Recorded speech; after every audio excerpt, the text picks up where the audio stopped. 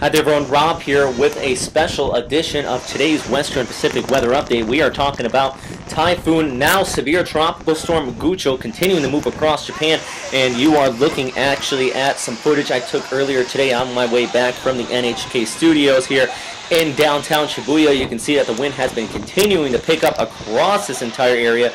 Good news, I actually shot this about an hour before the main portions of Gucho did run over metropolitan Tokyo, so it actually did get a little bit worse here.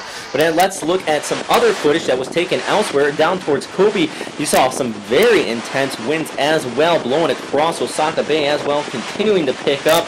Actually, the highest wind gust recorded today was upwards of 147 kilometers per hour in the Shizuoka prefecture. That was a max gust. Sustained winds actually at this time, at least recorded, were only at 109 kilometers per hour.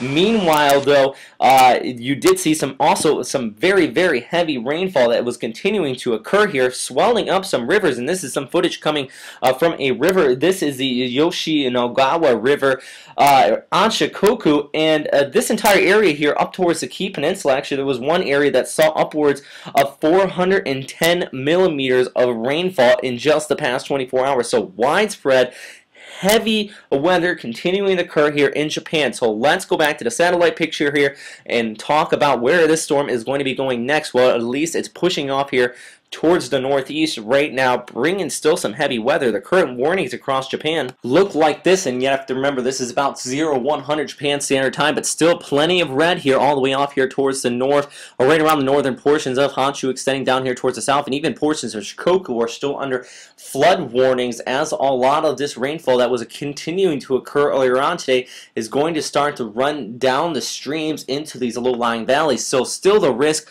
of landslides and heavy flooding across much of this area here, and also the gusty winds off here towards the north. Actually, upwards of about 11,000 people have been ordered to evacuate up here in the Miyagi prefecture due to, actually goes back to March 11th, where some of this area subsided due to the tsunami there. So it's very, very prone to storm surge. So many people have actually been asked to evacuate and move to higher grounds across northeastern Japan.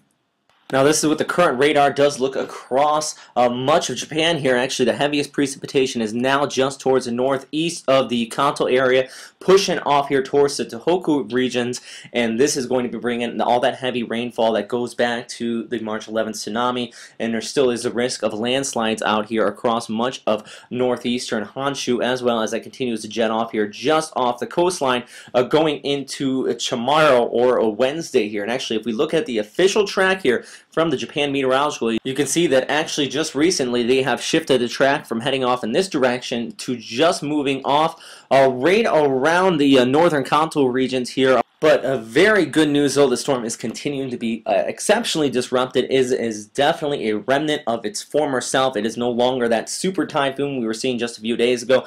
At this time, though, it is only a tropical storm, so just going to be seeing some heavy rains out here, and also those gusty winds, but still only expecting tropical storm force, gusty winds here upwards of towards the Fukushima prefecture, also the Miyagi prefecture, and into northeastern Honshu here, going through the next 24 hours. As the storm continues to follow this upper level flow here. So really the good news though as well is that it is jetting at approximately 16 kilometers an hour, 60 kilometers per hour forward motion. So the rain is going to be coming down very heavy here across northeastern Honshu, but good news, it should be tapering off by Wednesday afternoon, going in your evening hours as the storm continues to quickly rush, and then expect it to push off here towards the Kuril Islands, then out into the northern Pacific, tapering off here over across much of Japan. But the bad news is that rainy season boundary that we have been continuing to talk about is already kicking up here. And actually, if you noticed on the radar imagery when I showed it just a second ago, there was still some very heavy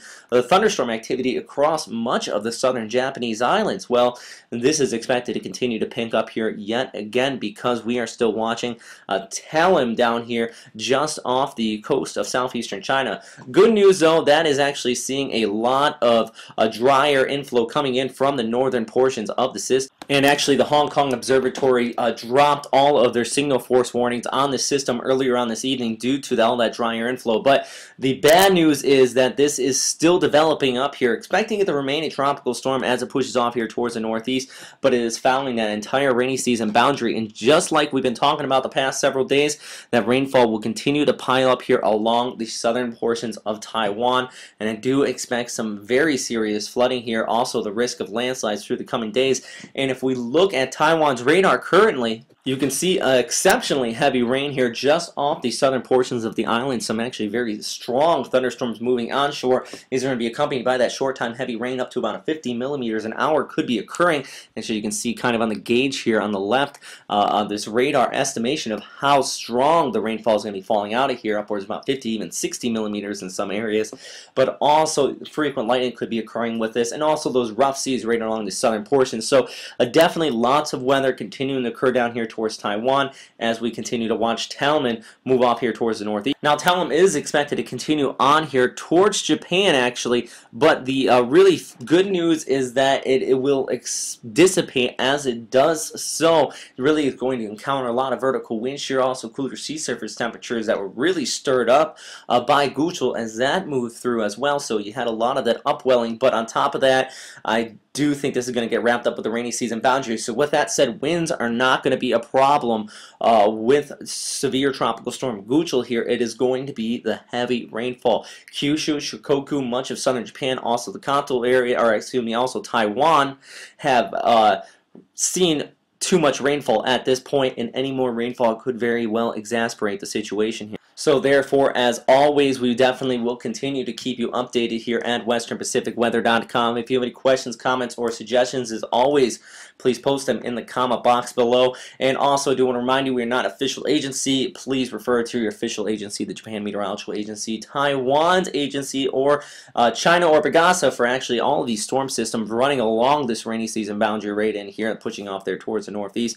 It is definitely going to be continuing to drop all of this rainfall into the coming days. So thanks again for watching, everybody. Please stay safe out there. Have a good day.